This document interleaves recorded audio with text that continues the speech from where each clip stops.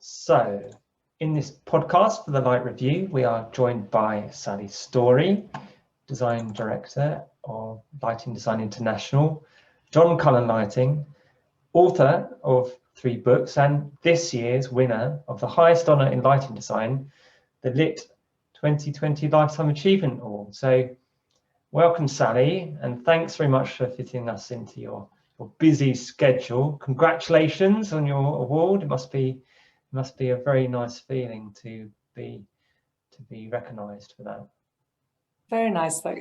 In fact, very surprising, and I didn't believe it at first. The letter came in, and or the email came, and I said, I can't believe it till it really happens. I don't think that's true. I'm just still, they're not sure yet, but I feel very honoured and humbled. Well, that says a lot about you, doesn't it, and your companies. I mean, it's a very nice thought. So, I just wondered. I mean, not that you've been around that long, but you have been around a fair long time in the industry. Since you started out lighting, what is the biggest change that you've seen? I mean, it's a Lifetime Achievement Award. What's the biggest change that you've seen in the industry, our industry? I think the industry has changed so much. When I started in the early 80s, I actually got fascinated with lighting through a university degree dissertation on light. And they didn't teach you anything about light at the time. And then I sort of started exploring it. And lighting designers were there in the US, but very few were around in the UK. But I realized how you could change the feeling, the mood, and everything of a building just by the way it was lit. Initially, I was thinking of daylight, and then that moved into artificial light that I could actually use as a tool. And the biggest change really that happened was in the early days, there were big fixtures. The museums knew what to do, the theatre knew what to do. But if you wanted a downlight in the house, there was a Concorde spill ring, there was a huge Urco gold cone downlight. And then you might find a smaller 150 mil, Mole Richardson French pin spot of halogen. But it was it was just beginning. It was in its infancy. Probably the best fitting still was the one that David Hicks used to use, which is the old parabolic. And halogen was just launching, but otherwise it was tungsten. Hence you had these large scale fittings, and they weren't really appropriate for the residential market. Yet people suddenly wanted to capture a bit that they'd seen in the theatre or what was beginning to be available in hotels, suddenly in their home. So that's where the journey began. And halogen, can you believe it, which is now a thing of the past, was at its beginning. And that was the beginning of what I call miniaturization. And so there was a whole journey of what halogen could do before the next revolution, which was the LED revolution. And many of the people I employ have no idea what halogen is almost. Yeah, I'm very familiar with that. I think there was a supplier or a manufacturer who, at the advent of LED, basically told us just to save as much and store as much of the halogen light product, because we would never replicate that warmth that you get, that color rendering you get. And it is true. I do miss halogen for that. I'm not sure that LEDs still have cracked it, even though the R9 values sometimes they do, there are some good products out there, but I don't know, it's that warmth that I miss sometimes. I think you're right. I think when LEDs first came out, and they weren't very nice. I mean, there were those years when halogen was being phased out, LED was coming in, and I remember people saying, "You'll get used to the cold light." I said, "No, I won't." And I think that was when all those incandescent lamps with the multi-filament ones, which are now reproduced very successfully in LED, came out, was because they didn't have to be banned. And it was that feeling that you, in the evening, and this is something I'm always thinking about, when you're thinking about having to light a room, think about the evening. Why is Morocco so moody? It's because of the candles, it's the light. Why do you always feel not so relaxed in a canteen environment? It's because it's cooler and whiter. It makes you think of work. It makes you think of the office. It doesn't make you think of relaxation. And so that's why I said that the cool light will never come off. It's good for the day, but it'll never work in the evening until we can get the color temperature down to 2.4 and even 2.2. You won't feel comfortable in the evening. It's like getting that firelight component. I do wonder if it is a Nordic or a Northern European thing, because when you go abroad, sometimes they want that I mean, I long for that warmth. I mean, I'm sitting next to a candle here, but when you go to more warmer climates, I think, you know, they're more comfortable with a cooler light just because of the fact that, you know, it's quite hot. I don't know if there's ever been a study on that. Or I think the cooler light works really well in the day, and I think there's a feeling of the cooler light making you feel cooler, but it's not about atmosphere. I think it's also about education and knowledge. And really what I think does work is the cooler light during the day. If you've got a grey day, it doesn't matter if it's cooler inside because you want that feeling of brightness. But what you want when it's dark outside, you've no longer got that reference of that cool brightness, having something warmer and more atmospheric. And I'm finding in the early days, I've done a lot of work in the Middle East, and they did want a cooler light, but now I'm finding I'm often using both. I'm often using tunables so that you can have a cooler light during the day, but the warmth is required for the atmosphere at night. And I think that's partly because it's education, it's understanding, and that's what hospitality is doing. And the ones that are successful are the ones that create an environment. And it's getting that mix that's so important. I think you can also combine color temperatures. And that's one thing that people say, oh, no, you've got to have them all the same. I absolutely disagree. That's why I used to dim halogen to different levels, because at one level it was 3,000 K, the next level it was 2.4, was because when you want to create that sparkle on the flowers, probably 2.7 is perfect because you want that whiteness. But then what you want is the lamps around you to be warm. And it's just getting and understanding the feel of how you can play with color temperatures. And you're right about the R9. What really matters, and I've never really been able to describe it, is when you see an LED and they both have the same color temperature, and you know that the difference is because of the way they're rendering what you're looking at. And if it's well rendered, it has a life to it. When it's badly rendered, there's that sort of dull flatness. And that's what I think was the early LED. And that's why people hated it, because it gave you that, I don't know, sinking feeling.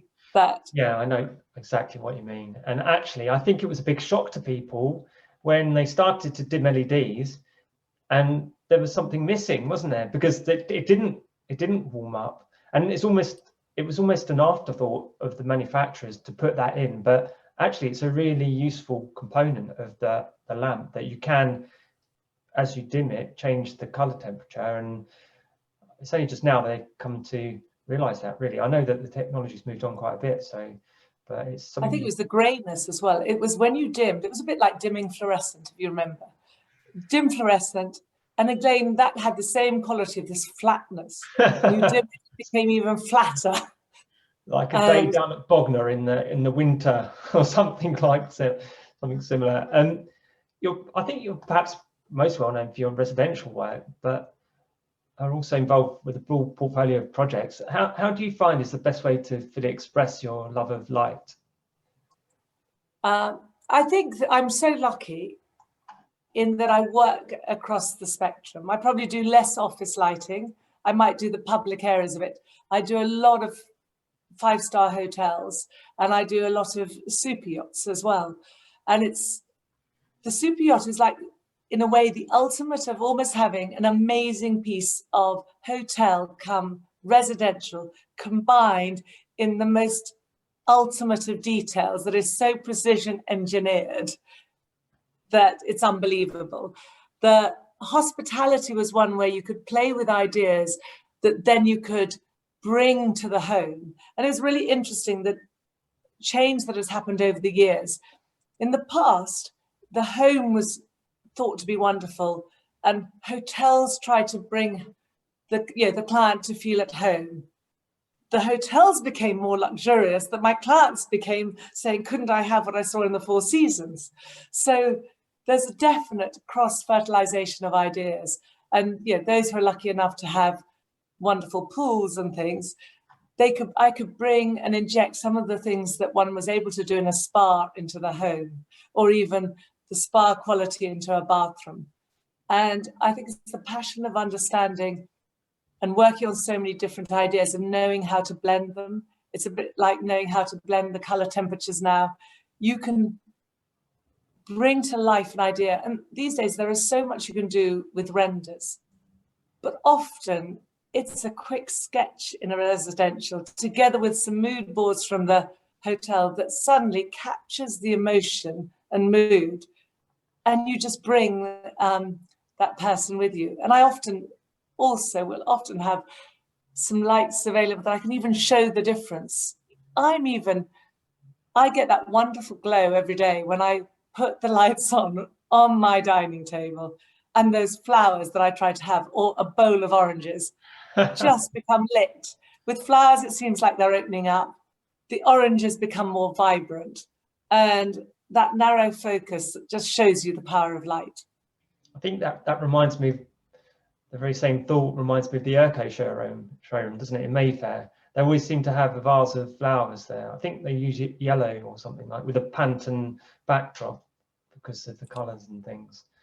Yeah, actually, I do have one of your books, and thank you very much for that, because it's been very helpful during my time working with residential clients. So many have been bitten by embracing new technology. I mean, we mentioned it before about LEDs and things. What are the biggest changes you've seen in your time as a designer, and has this improved your design projects or just made the end result easier to achieve? Is it just because, I mean, as I mentioned before, with the halogen light, I mean, I do miss that, and I don't know whether it's better or worse than the past. I think what you miss about the halogen light was when you had the good quality ones. I see some vague strays around in places still left that seem rather green in colour now, not that beautiful colour we knew about. I actually think that what we missed was the fact that it dimmed. I still think it's quite tricky to get the warm dim perfect. I think it's well on its way. I often find that having a tunable LED strips can work, because I can define the rate at which it tunes. I think when it's being done, it's sometimes become too yellow. But if you can tune the two light sources separately you can govern the way it dims, that can often be more successful. I think the wonderful thing about LEDs is the miniaturization.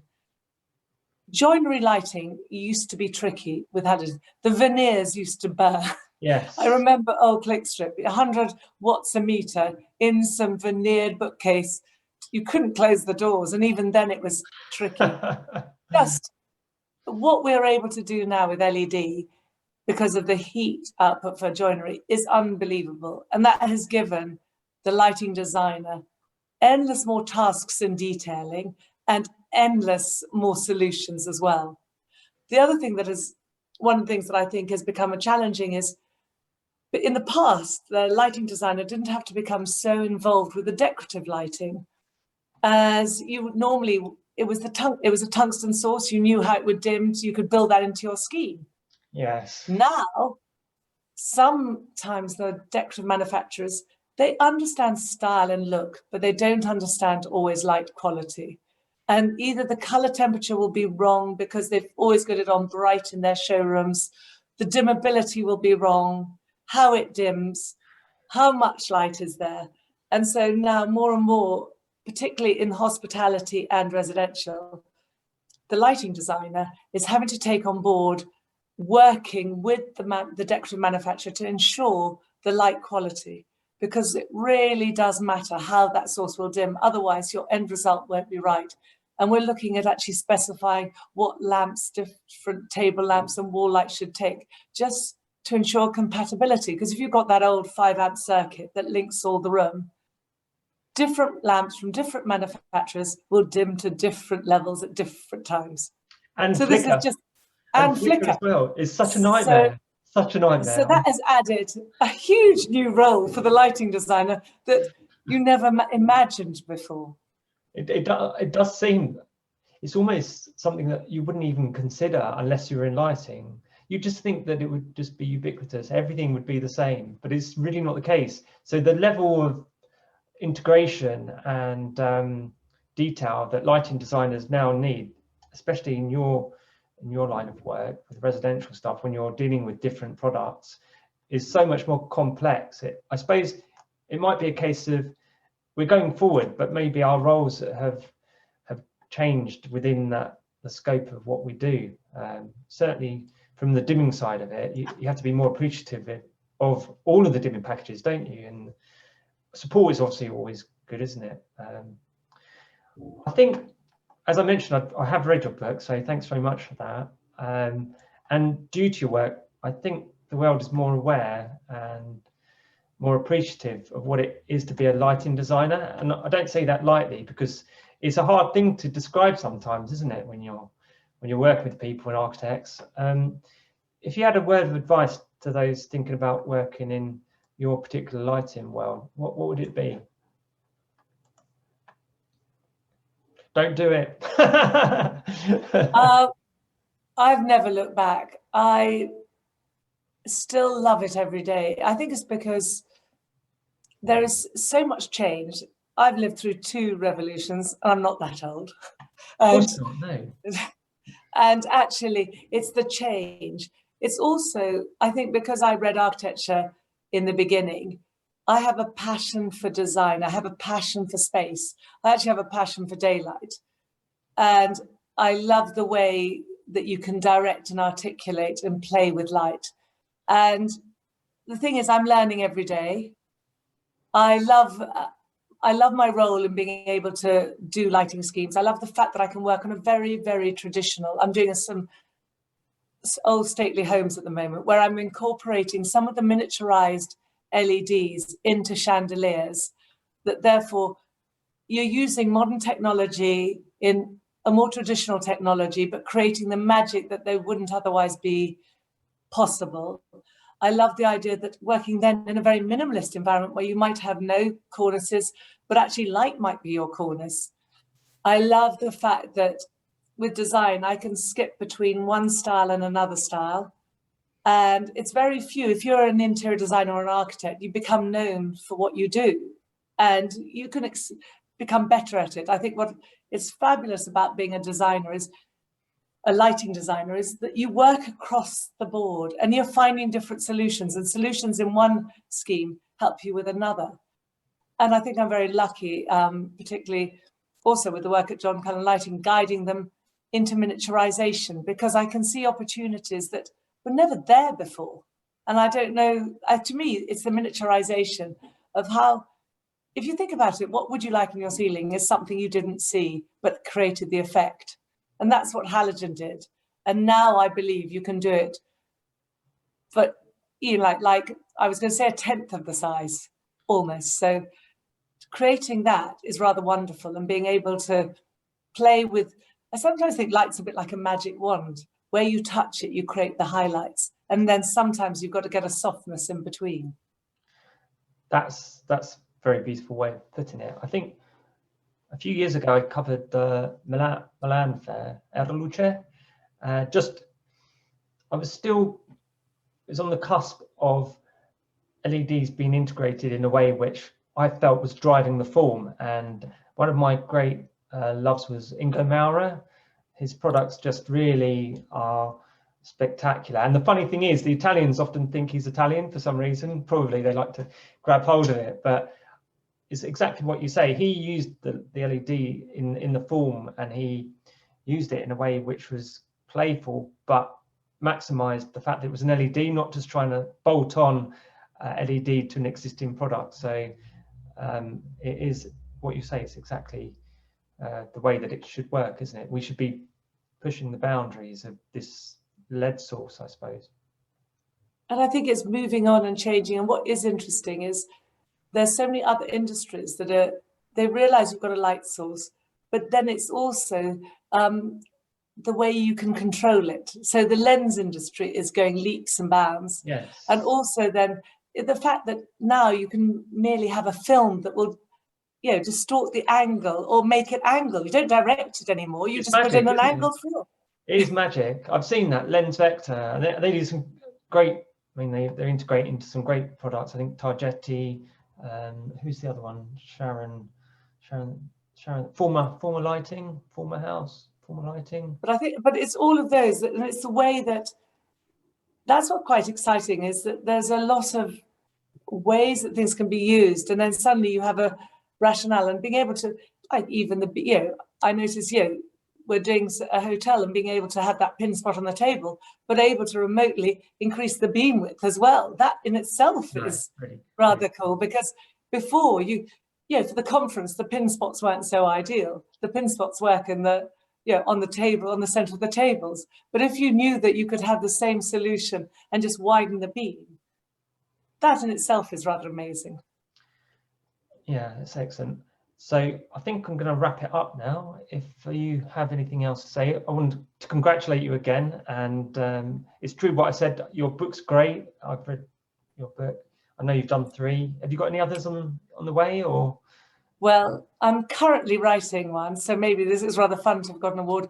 Inspire with Light, and it'll be, it's for the RIBA, and it's all about residential lighting, surprise, surprise.